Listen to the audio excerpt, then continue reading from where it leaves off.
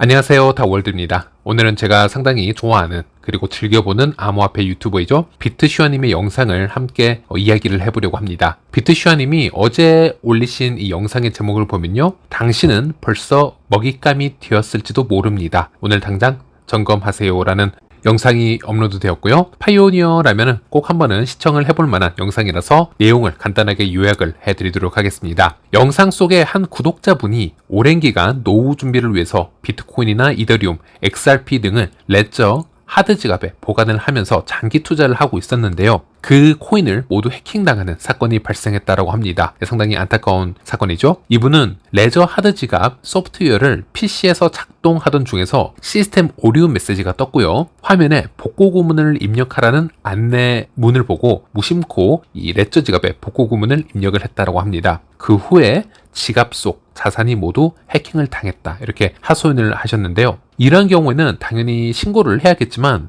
그렇다 하더라도 해킹당한 자산을 되찾기는 매우 어렵습니다. 거의 불가능에 가깝다라고 보시면 되고요. 다만 운이 좋다면 그 자산이 거래소로 넘어가는 시점에 거래소가 동결 조치를 취할 수는 있겠지만 그렇다고 해서 근본적으로 잃어버린 코인을 회수받기는 거의 불가능하다라고 보시면 되겠습니다. 비트슈아님도 정확한 해킹 원인을 특정하기는 어려웠지만 이 피해자의 컴퓨터에서 악성 프로그램이 미리 설치가 되어서 해커가 이 피해자의 PC를 제어했을 가능성이 크다, 이렇게 추측을 하셨는데요. 피해자가 예를 들어서 무심코 어떤 악성 파일을 다운받은 후에 그렇게 되면 그 PC에 가짜 레저 프로그램이 설치가 되었겠죠. 그리고 그 가짜 프로그램에서 복구 구문을 입력하라고 유도를 했을 가능성이 큽니다. 그럼 피해자가 그 가짜 프로그램에 복구 구문을 입력을 했을 때 그 복구 구문이 해커에게 전달이 되어서 지갑 속 자산이 해킹된 것으로 여겨지고 있습니다. 중요한 점은 실제 레저 하드 지갑의 복구 구문은 PC가 아닌 하드 지갑 자체에서 입력이 되어야 된다는 것인데요. 그럼에도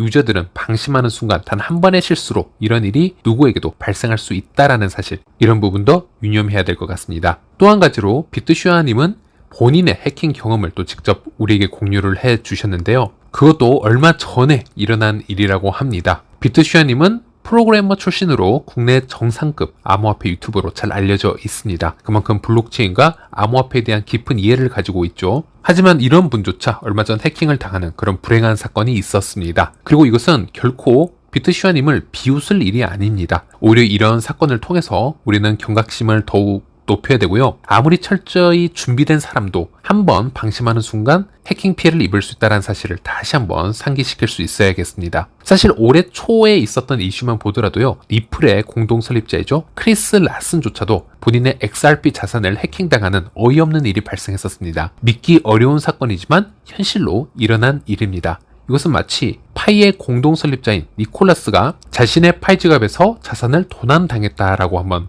상상을 해보십시오. 얼마나 황당한 일일까요? 더 놀라운 점이 있었는데요. 이 리플의 크리스 라슨 같은 경우는 XRP를 보관을 하더라도 일반인의 XRP 보유량과 비교가 되지 않을 정도로 거액을 보통 보관을 하기 때문에 일반 지갑이 아닌 더 강력한 보안을 제공하는 멀티시그 지갑을 사용을 하는 게 보통인데요. 올해 초 같은 경우는 멀티 지갑을 사용하지 않았다라는 정황도 나오고 있습니다. 여기서 멀티시그 지갑이라는 것은 하나의 비밀키로 지갑을 여는 대신 여러 개의 비밀키가 필요하기 때문에 자산 이동이 더욱 안전해지는 방식으로 작동하는데요. 보통 대량의 자산을 한 번에 보관할 때 이렇게 멀티시그 지갑을 사용을 하게 됩니다. 하지만 크리스 라스는 이조차 무시를 했다라는 사실이 좀 충격적이긴 합니다. 이유는 어쩌면 단순하겠죠? 설마 내 지갑을 해킹해 갈까? 혹은 설마 내가 어떤 실수를 저지를까? 라는 안일한 생각이 이 모든 문제의 시작이었을지도 모릅니다. 다시 비트슈아님 이야기로 돌아가서 비트슈아님이 이 해킹을 당한 케이스를 보자면요, 지인으로부터 이메일을 받게 됩니다. 그리고 그 이메일에 첨부된 PDF 파일이 있었는데요. 이미지 파일이기 때문에 아무런 의심 없이 그 PDF 파일을 열어보셨다라고 합니다. 그러나 그 순간 악성 프로그램이 설치되었을 가능성이 높다, 이렇게 현재는 추정을 하고 있습니다. 물론 그 당시는 이런 상황을 잘 몰랐겠죠. 그리고 그 후에 컴퓨터를 사용을 하던 중에서 이상한 징후를 발견했는데요. 마우스 커서가 비트슈아님 의도와 상관없이 스스로 누군가에 의해서 제어되는 모습을 목격하셨다고 합니다. 더 놀라운 것은 본인이 사용하는 이 컴퓨터 화면에서 해커가 이메일이나 다른 계정에 접근하려는 시도를 직접 목격했다라는 것이죠. 마우스 커서가 스스로 움직이고 지메일을 클릭을 하고 또는 어떤 타이핑을 하는 것을 보게 되었다라는 겁니다. 이 상황을 인지하고 즉시 인터넷 연결을 끊고 컴퓨터를 다시 포맷을 한 뒤에 재설치까지 진행을 하셨지만 이미 늦은 것이죠. 이미 해커는 비트슈아님의 거래소 계정의 비밀번호와 중요한 정보를 모두 훔쳐서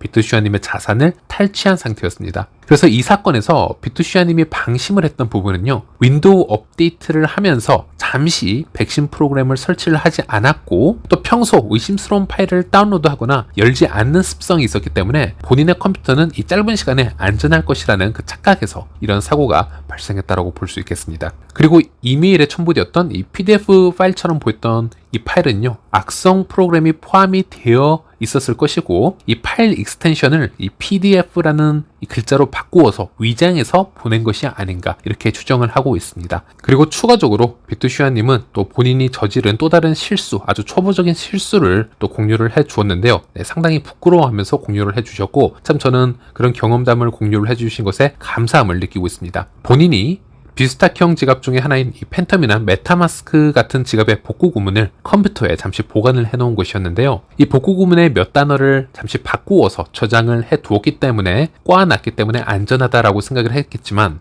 해커는 이것마저도 다 가져가서 이 지갑 보안을 뚫었다라고 합니다. 그래서 솔라나 지갑이죠, 팬텀과 이더리움 지갑이죠, 메타마스크까지 모두 해킹을 해서 자금을 탈취해 갔다라고 합니다. 그리고 이러한 사건은 매우 안타깝지만 실제로 자주 일어나고 있습니다. 해외 유명 투자자나 암호화폐 전문가들조차 오랜 기간 암호화폐를 안전하게 다뤄왔지만 한순간 방심하는 경우가 생깁니다. 기본적으로 보안 수칙을 잘 지켜왔던 사람들도 단 한순간의 실수로 인해서 해킹 피해를 당하는 경우가 정말 유튜브에 많이 공유가 되고 있습니다. 그래서 다시 한번 말씀드리지만 단 한 번의 방심으로 모든 것이 무너질 수 있다는 사실, 항상 긴장을 하고 있어야 된다는 사실 명심하시길 바라겠습니다. 지금 이 영상을 보시는 분들 중에서도 아직도 아니란 생각을 가지고 있는 분들 많다라는 거 잘 알고 있습니다. 예를 들어 휴대폰이나 PC의 파일 지갑의 비밀 구조를 보관하고 현재까지 아무 문제 없이 사용을 해왔고 설마 내 것까지 털리겠어 라는 생각을 지금 분명 하실 수 있습니다. 또 비밀 구조를 PC나 이메일에 저장을 해놓으면서 일부 몇 가지 단어를 자리를 바꿔놓고 또 띄워놓고 이 정도면 해킹당하지 않겠지라고 안심할 수 있습니다. 하지만 비트슈아님도 같은 방식으로 보관을 했다가 해킹을 당하셨습니다. 해커들은 프로그램을 통해서 그렇게 저장되어 있는 데이터를 한 번에 추출을 해가지고 조합 작업을 시작을 하게 됩니다. 몇 글자만 바꾼다라고 해서 무조건 안전하다라고 볼 수 없으며 몇 자리 단어를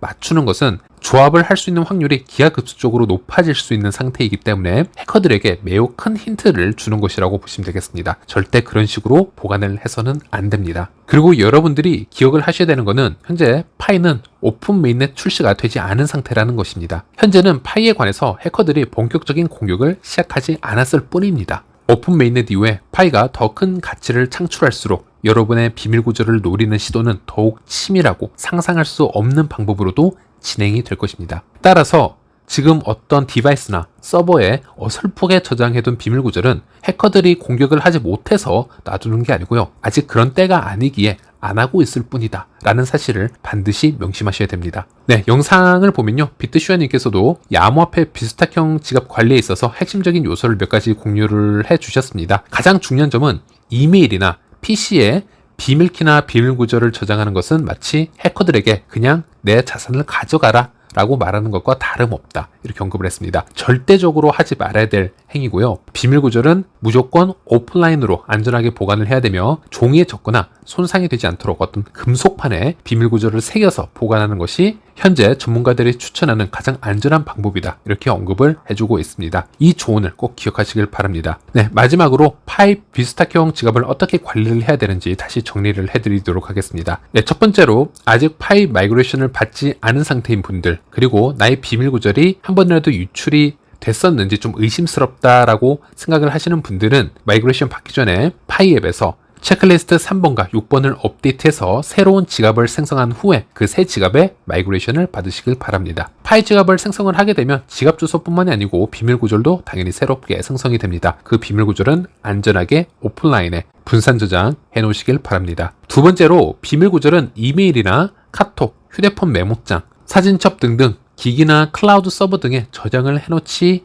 않으셔야 됩니다. 비밀 구절은 오프라인 저장이 훨씬 안전하다라는 것, 그리고 USB나 사용하지 않는 휴대폰에 저장을 해놓은 분들도 있는데 그런 부분도 문제가 될 수 있습니다. USB나 휴대폰이 작동하지 않고 고장이 난다면 누가 그 기기를 복구를 해줄까요? 본인이 복구를 할 수 없다면은 결국 그 비밀 구절도 유출이 될 수 있습니다. 실제 온라인에서 유출되는 다양한 개인적인 이미지나 파일들은 휴대폰 수리를 무심코 맡겼다가 그 파일들이 모두 복사당하고 유출되는 경우가 대다수이다라는 점 잊지 마시길 바라겠고요. 또 세 번째로는 알 수 없는 곳에서 날라온 의심스러운 이메일, 또 첨부 파일을 함부로 열거나 의심스러운 링크를 클릭하지 마시길 바라겠습니다. 그리고 PC에도 항상 백신 프로그램을 최신 버전으로 업데이트 해놓고 관리를 철저하게 하시길 바라겠습니다. 네 번째로는 파이코인뿐만이 아니라 모든 다양한 암호화폐는 하나의 지갑에 모두 보관을 하는 게 아니고요. 최대한 분산 저장을 해놓는 게 중요합니다. 하지만 파이는 현재 폐쇄형 메인넷 단계이기 때문에 복수의 파이 지갑에 파이코인을 분산 저장을 할 수 없는 상태입니다. 그래서